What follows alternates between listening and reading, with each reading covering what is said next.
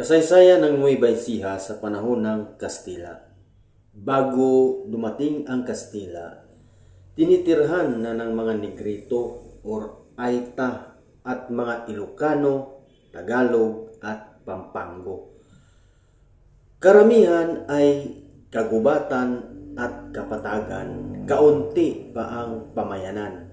Pagdating ng mga Kastila noong ika-16 na siglo hanggang ika-18 siglo, unti-unting pumasok ang mga misyonerong Kastila, lalo na ang mga Agustinian.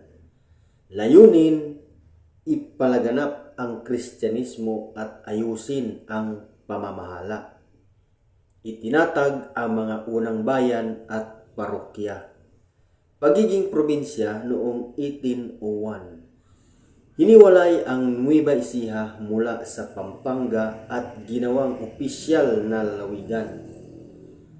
Pinangalanang Nueva Ecija mula sa Ecija, isang bayan sa Espanya.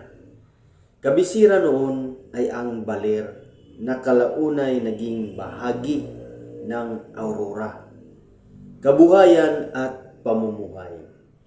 Naging mahalagang lupang sakahan ang palay, mais at tubo. Sistema ng enkomienda at pulo e servicios o sapilitang paggawa. Maraming Pilipino ang nagdusa sa buhis at sapilitang trabaho. Papel sa mga pag-aalsa. May mga pag-aalsa laban sa Kastila dahil sa pang-aabuso. Ang mga mamamayan ay lihim na sumusuporta sa mga revolusyonaryo. Huling bahagi ng panahon ng Kastila noong 1896 hanggang 1898. Aktibong sumusuporta ang Nueva Ecija sa Rebolusyong Pilipino.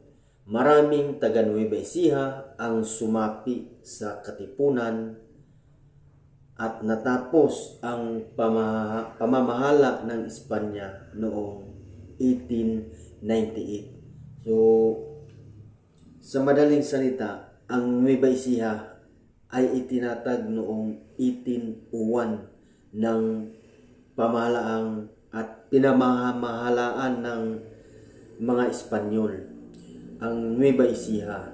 So, dati pala ang kabisira nito ay ang Baler or ang Baler na kalaunan ay naging bahagi ng Aurora at ang Aurora ay naging probinsya. Ang Aurora naman ay dating bahagi ng Quezon.